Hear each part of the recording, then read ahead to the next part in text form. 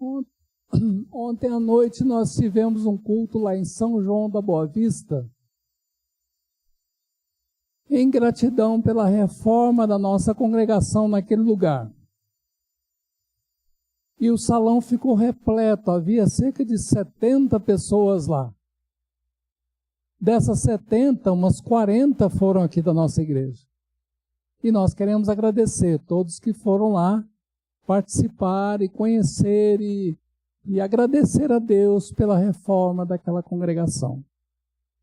E o pastor Ricardo fez uma excelente mensagem ontem lá, dizendo que o templo tem o seu lugar e deve ter o seu lugar na nossa vida. Mas também disse que mais importante do que o templo é o que é feito no templo. E segundo Crônicas 7,14, diz que a gente deve fazer no templo oração para buscar a Deus, ouvir a palavra de Deus para transformar o nosso próprio coração. E aí Deus vai abençoando com uma bênção especial a nossa vida e a nossa terra, nossa cidade, onde a gente vive. E eu noto que às vezes a gente vem ao templo, mas não tem um encontro assim significativo com Deus por meio da oração. E eu queria, antes de ler a Bíblia e de trazer uma mensagem para todos nós essa noite, dar um tempinho para a gente conversar com Deus em silêncio particularmente. Se tiver aí no nosso coração uma gratidão, vamos agradecer a Deus. Se tiver um problema sério a ser resolvido, vamos colocar diante de Deus. Se alguém está precisando da nossa oração, vamos orar por esse alguém. Mas que a gente saia daqui certos de que teve um encontro significativo com o Senhor nesse lugar especial. Vamos orar por alguns instantes?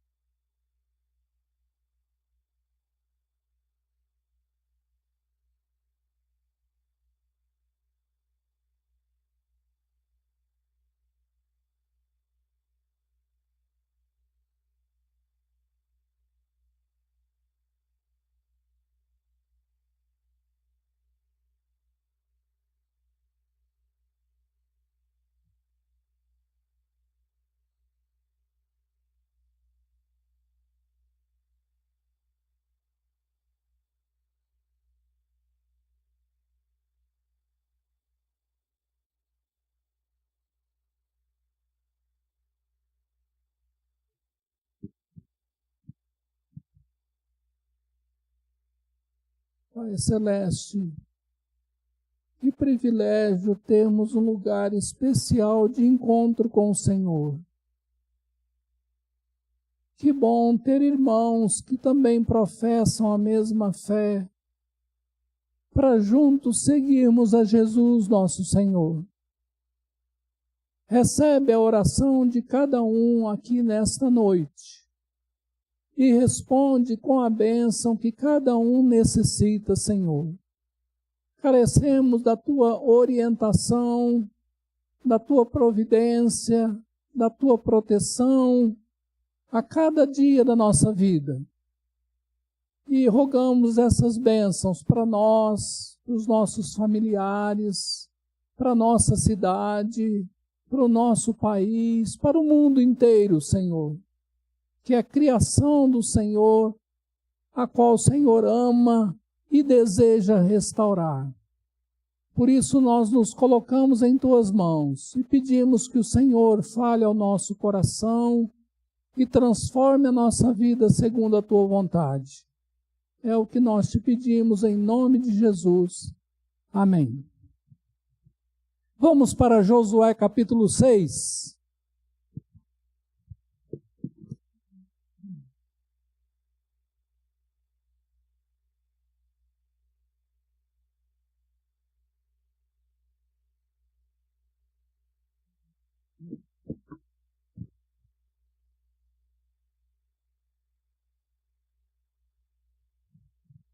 Josué capítulo 6 contém a história da tomada da cidade de Jericó.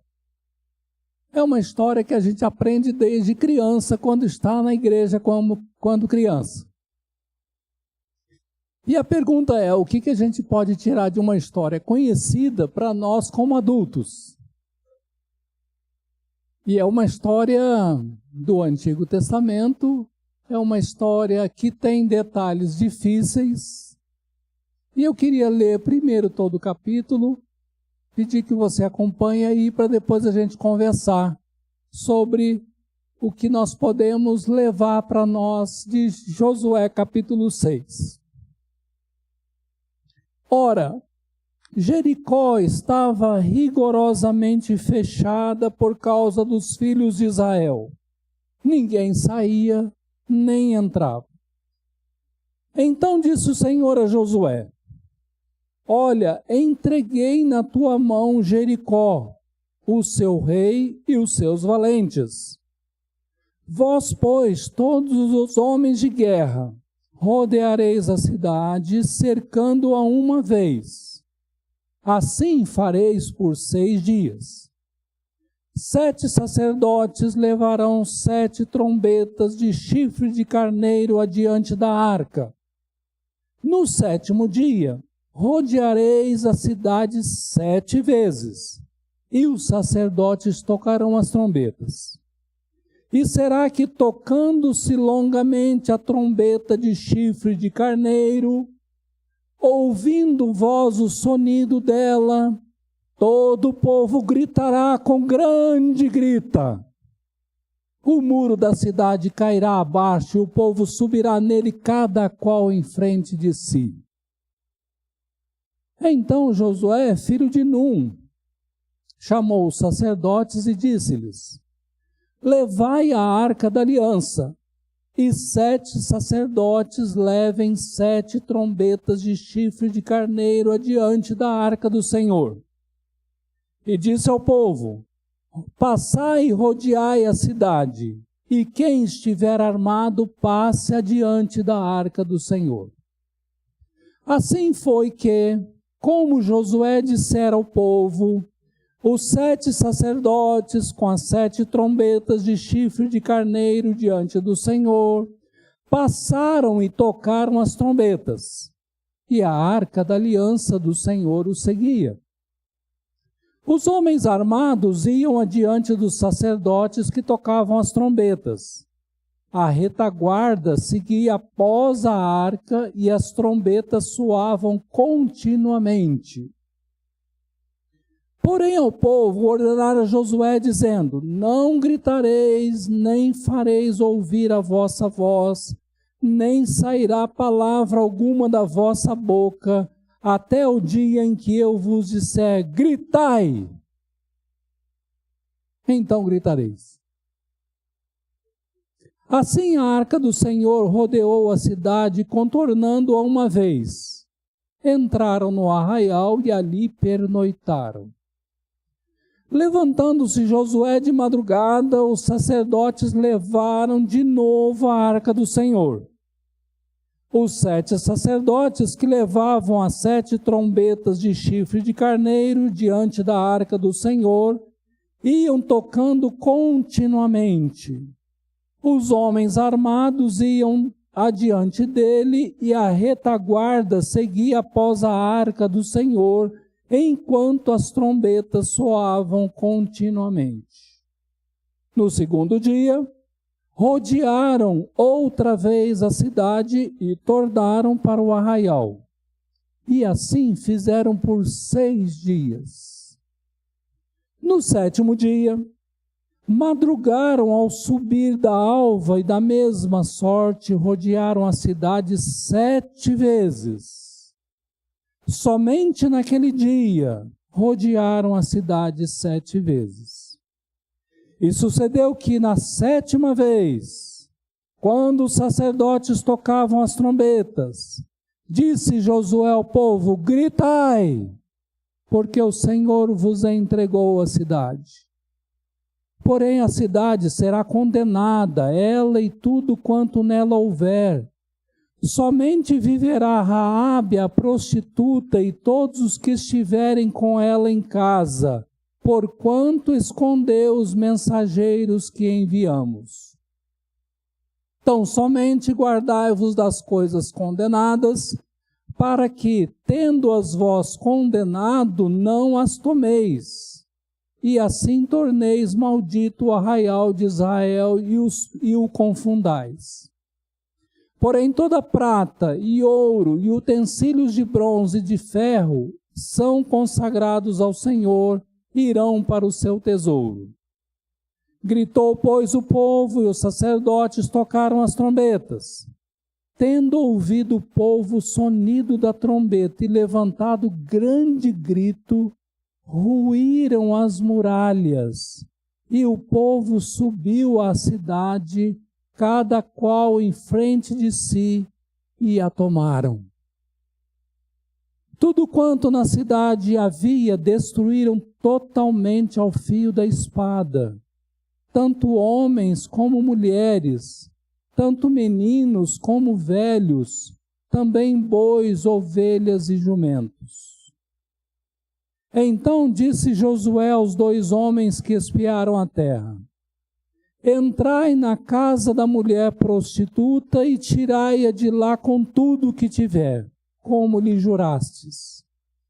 Então, entrando jovens, os espias, tiraram Raabe, a seu pai, sua mãe, seus irmãos e tudo quanto tinha. Tiraram também toda a sua parentela e os acamparam fora do arraial de Israel. Porém a cidade, tudo quanto havia nela, queimaram-na. Tão somente a prata, o ouro e os utensílios de bronze e de ferro deram para o tesouro da casa do Senhor. Mas Josué conservou com vida a prostituta Raabe e a casa de seu pai e tudo quanto tinha. E habitou no meio de Israel até o dia de hoje, porquanto escondera os mensageiros que Josué enviara a espiar Jericó. Até aqui, que Deus nos abençoe.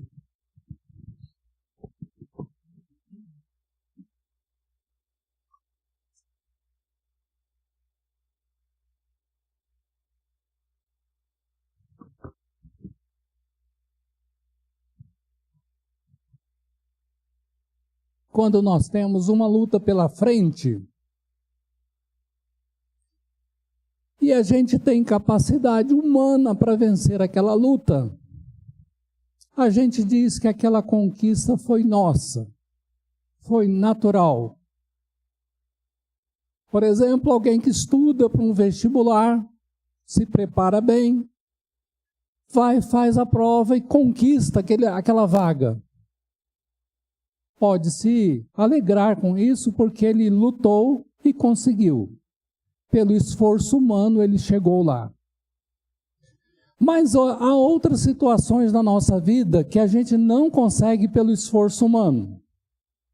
Por exemplo, quem está disputando uma vaga de trabalho ou de estudo e tem muitos candidatos bons, e a pessoa pensa assim: eu não vou conseguir. Por mais que eu estude, eu não tenho chance. Se mesmo assim ela consegue, ela começa a desconfiar. Foi Deus. Eu não tinha condição. Deus preparou essa porta, abriu essa porta, eu consegui entrar. Aí a conquista deixa de ser natural para ser sobrenatural, porque teve a mão de Deus ali. E eu acho que cada um aqui poderia contar alguma experiência dessa na sua vida. De Deus agindo para a gente conquistar alguma coisa, conseguir alguma coisa, que pelas nossas próprias forças a gente não conseguiria. Pois bem, o relato do capítulo 6 de Josué, a gente poderia chamar de uma conquista sobrenatural de Jericó. Porque onde já se viu um plano de rodear a cidade uma vez cada dia por 6 dias, e no 7º dia rodear 7 vezes, depois gritar, e os muros caírem e a cidade ser derrotada? Não parece sem lógica? Eu vou dizer por quê. Dizem que a cidade de Jericó naquela época era uma fortaleza. Havia não só um muro cobrindo a cidade, protegendo a cidade, mas havia 2 muros, muito altos, com a distância entre um e outro de cerca de 4 metros. Sabe aqueles filmes que a gente vê que soldados conseguem andar em cima do muro, no intervalo em cima do muro? Pois é, devia ser mais ou menos aquele tipo. 2 muralhas cercando toda a cidade, com uma distância de 4 metros entre uma cidade, entre um muro e outro, onde dava para fazer muita coisa, inclusive a casa da Raabe era em cima do muro, em cima das muralhas. Como é que o grito de um povo vai conseguir derrubar uma fortaleza dessa? Por isso, eu vou chamar esse capítulo 6 da conquista sobrenatural de Jericó. Como é que foi essa conquista sobrenatural? Nós vimos nos capítulos anteriores que o povo de Israel tinha atravessado o Jordão, tinha vindo para um acampamento chamado Gilgal e ali renovado a aliança com Deus. Agora, a primeira cidade que eles têm pela frente para conquistar é a cidade de Jericó. E quando certamente os habitantes da cidade de Jericó ficaram sabendo disso, ficaram muito temerosos e trancaram a cidade.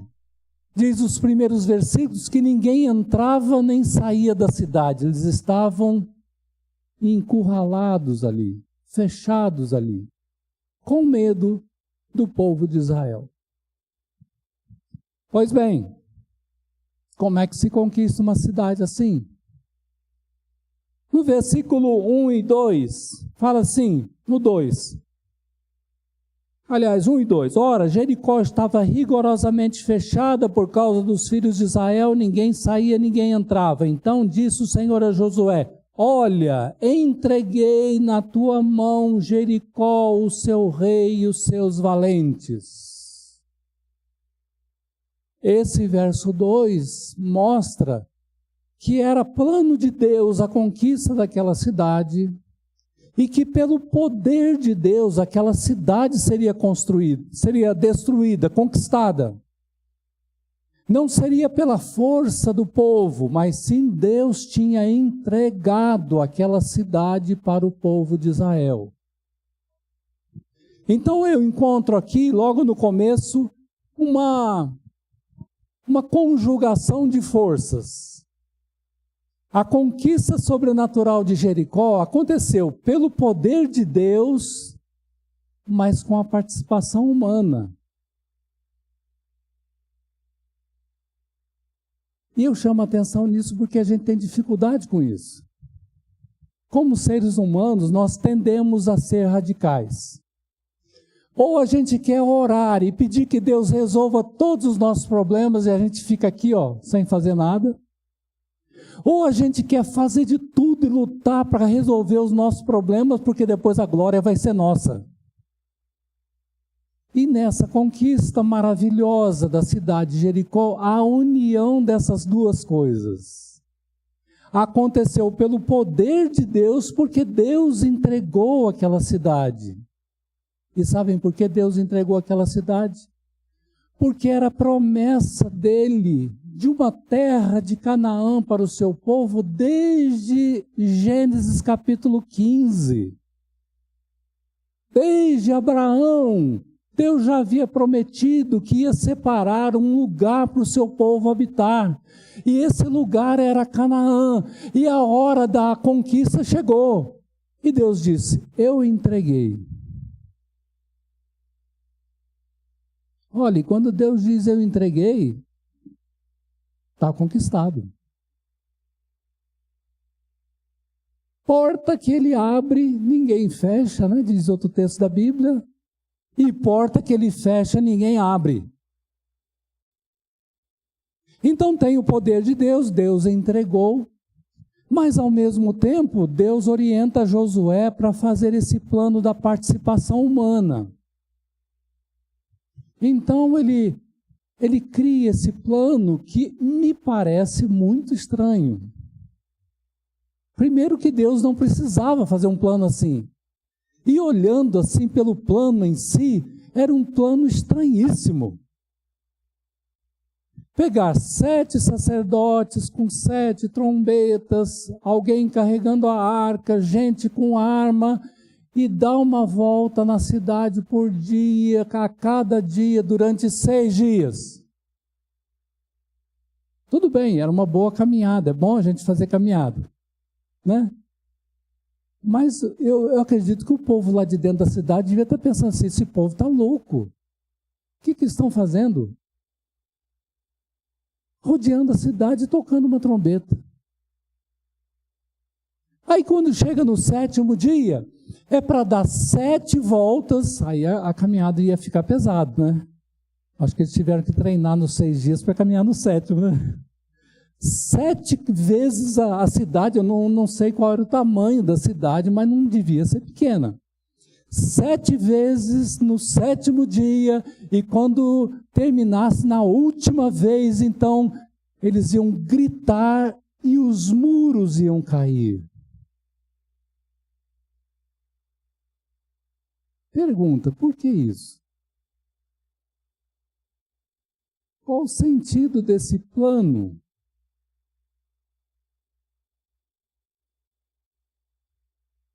Teologicamente, eu vejo assim, que Deus nunca quer trabalhar sozinho. Que Deus deseja sempre a nossa participação. Que Deus deseja sempre um relacionamento conosco. Que Deus deixa que a gente participe para a gente experimentar também o gosto da vitória. Mas que aquele gosto da vitória não sirva de egoísmo, de idolatria, porque tem o poder de Deus ali.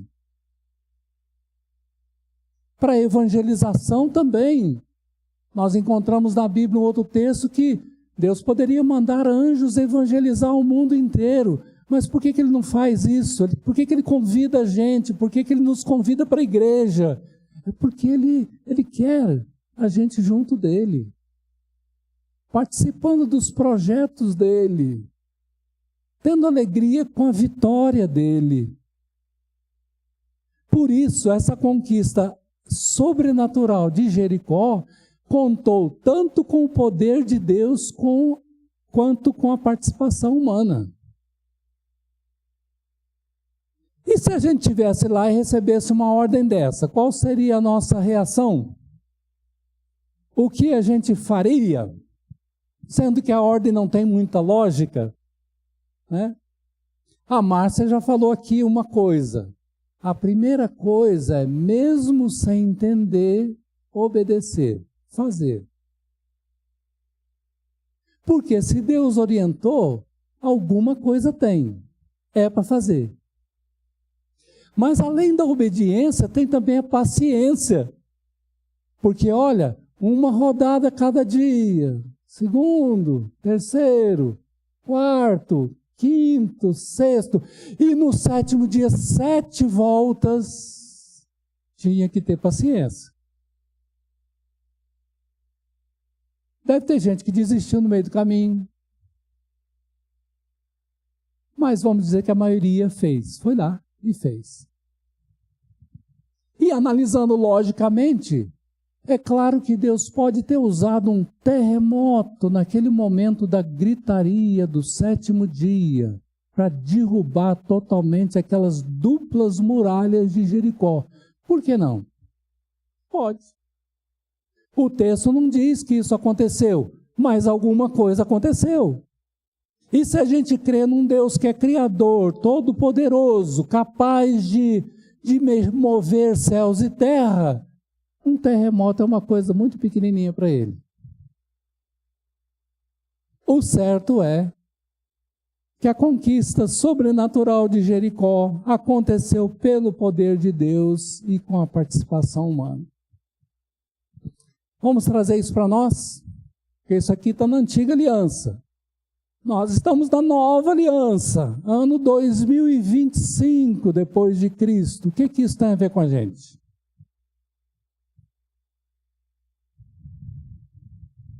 Vamos sair rodando a cidade de Poços de Caldas uma vez por dia? Não é isso, né? Vamos gritar? Também não é isso. Eu queria trazer a seguinte mensagem para nós. Quando a gente estiver lutando com uma coisa que nos parece impossível, o que a gente deve fazer? Uma doença, um câncer, uma pessoa problemática demais, uma situação que parece que não tem jeito. O que a gente deve fazer, conforme Josué capítulo 6? Primeira coisa, a gente precisa confiar no poder de Deus que é capaz de resolver coisas impossíveis e buscar esse poder de Deus para resolver essas coisas impossíveis. Primeira coisa. Porque pode ser impossível para nós, mas para Deus não é. Então é a oração colocando essas situações diante de Deus, porque Ele pode resolver se Ele quiser. Mas a segunda coisa, qual é a nossa participação humana na resolução desse problema que parece impossível? Sim, porque Deus prefere o método da nossa participação. O que nos cabe fazer? Se tem uma doença grave, não basta dizer, Senhor, cura-me. Qual é a nossa parte? Vamos ao médico, vamos fazer exame, vamos fazer tratamento, vamos fazer o que nos cabe. Mas no final a gente vai dizer, graças a Deus, Deus me curou. Mas teve a nossa participação. Então vamos lembrar dessa história nesse sentido. Quando a gente enfrentar uma situação difícil, a primeira coisa é confiar no poder de Deus e colocar essa situação nas mãos dele. A segunda coisa é perguntar para nós mesmos, e eu, o que posso fazer aí? Deus está me chamando para fazer o quê? O que é que está nas minhas mãos, o poder de fazer, a capacidade para fazer? E não vamos nos furtar a isso, vamos fazer. Mas eu notei uma outra coisa nesse texto também.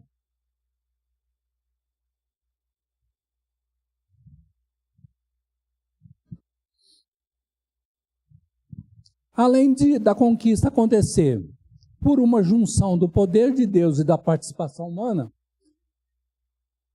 essa conquista teve destruição e salvação ao mesmo tempo.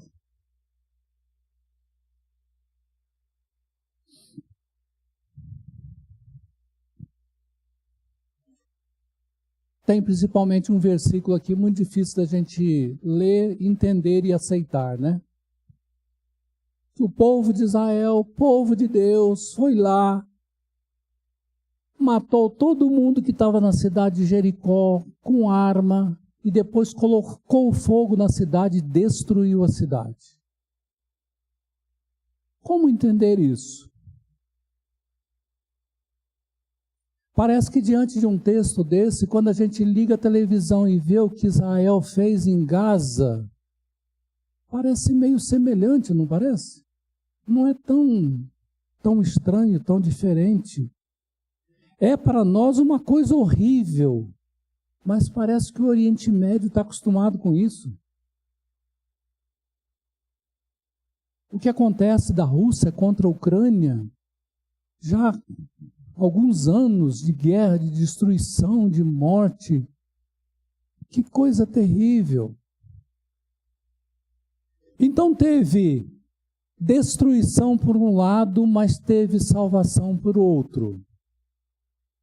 E a salvação aconteceu para a família da Raabe, que era uma prostituta, mas que lá no capítulo 2 de Josué, quando Josué enviou 2 espias para conhecer a cidade, foi a Raabe que acolheu esses 2 espias, cuidou bem deles, protegeu os 2, manifestou fé em Deus e pediu para ser salva. E agora, quando acontece a conquista sobrenatural de Jericó, Raabe e a sua família, eles são salvos. Todos são salvos. E a questão que fica para nós é o seguinte: por que uma destruição de uma cidade com todos os seus habitantes? Como é que a gente deve entender isso? Os estudiosos do Antigo Testamento dizem que há 2 razões bíblicas para as guerras da Bíblia. 2 razões bíblicas. Primeira, Deus executando juízo, utilizando o seu povo para com nações pecadoras, más, que eram idólatras e que faziam maldades muito grandes. E Deus, como é o Senhor de toda a terra, por muitas vezes executou juízo usando um povo contra o outro povo para destruir o mal. Vocês já ouviram falar de algumas cidades, alguns reis, que eram capazes de queimar seus filhos pequenos como sacrifício vivo para agradar um Deus falso, a fim de receberem bênçãos. Ora, isso é horrível, isso é inadmissível. O texto não fala, mas pode ser que em Jericó isso acontecesse. Naquela Jericó pode ser que isso acontecesse. Então, uma razão para as guerras, principalmente do Antigo Testamento, era o juízo de Deus sobre uma nação pecaminosa, sobre uma nação que não se arrependia e que ia fazendo cada vez mais o mal. Mas havia uma segunda razão. Quando o povo de Israel foi conquistar Canaã, Deus queria que esse povo expulsasse totalmente os povos que lá estavam, porque os povos que lá estavam normalmente eram idólatras. E Deus não queria que o seu povo se misturasse com esses povos e deixassem a Deus e se tornassem idólatras. Então era tipo uma vacina naquele momento para evitar idolatria e maldade no futuro. Essa é uma segunda razão. O povo de Israel, no livro de Josué, vai expulsar muitas nações, muitas cidades da terra de Canaã. Mas no livro de Juízes, a gente encontra a informação que nem todos foram expulsos. E sabe o que aconteceu? Moça de um vai casar com o rapaz do outro vem casar com moça de um, leva o outro Deus e vai misturando. Daqui a pouco vem idolatria, daqui a pouco vem escravidão, daqui a pouco vem sofrimento. Aí eles clamam a Deus e Deus precisa levantar um juiz para libertar o seu povo. Porque eles não obedeceram a ordem de tirar todo mundo de lá e deixar só o povo de Israel na terra de Canaã. Então são essas razões históricas para as guerras da Bíblia que os estudiosos têm colocado para nós. Vamos trazer isso para nós? A gente vai pegar uma arma e sair por aí matando quem não crê igual a gente? Tem gente que sai pelo mundo fazendo isso. Essa semana um migrante lá na Alemanha pegou o seu carro e jogou sobre 30 pessoas por causa da religião. Mas não é essa aplicação que eu acho que a gente deve trazer para nós. Uma aplicação que eu gostaria de trazer é o seguinte: na volta de Jesus, a Bíblia fala que haverá um tempo ainda que Jesus vai voltar a essa terra. Quando Jesus voltar, haverá ressurreição de todos e juízo de todos. No juízo de todos, vai haver uma separação entre quem serve a Jesus, reconheceu a Jesus, e quem não quis saber do Rei Jesus, o Rei do reino de Deus. Uns serão salvos plenamente e outros serão condenados e destruídos. Então, o que aconteceu lá em Canaã, especificamente na cidade de Jericó, vai se reproduzir lá no futuro, quando Jesus voltar. Se a gente quer estar entre o grupo dos salvos naquele dia, naquela época, o que a gente precisa fazer? É reconhecer a Jesus como nosso Salvador e Senhor desde já. É segui-lo desde já. É viver como Deus quer desde já. Aí, naquele dia, nós seremos salvos completamente, mas também veremos pessoas que não quiseram saber de Jesus serem condenadas e destruídas. Então, é uma coisa para a gente pensar e para a gente viver e para a gente levar também para outras pessoas. É tempo da gente se arrepender, é tempo da gente seguir a Cristo, é tempo da gente mudar de vida a cada dia, é tempo da gente servir a Jesus. Para terminar, meus irmãos, e daqui até lá, o que a gente faz? Há um texto na Bíblia que diz que nós somos soldados de Jesus. Paulo fala isso a Timóteo. E que a gente deve ser um bom soldado de Cristo Jesus. Não é para a gente comprar arma para se defender. Não é. É para a gente lutar pelo reino de Deus hoje, agora, aqui. E quais são as armas que Deus permite que a gente use ou coloque em nossas mãos para usar? Várias. Capacete da salvação, proteção, oração diante das dificuldades, a Bíblia como espada para nortear a nossa vida e de outras pessoas, o amor com que a gente faz tudo para mostrar para as pessoas como elas deveriam fazer.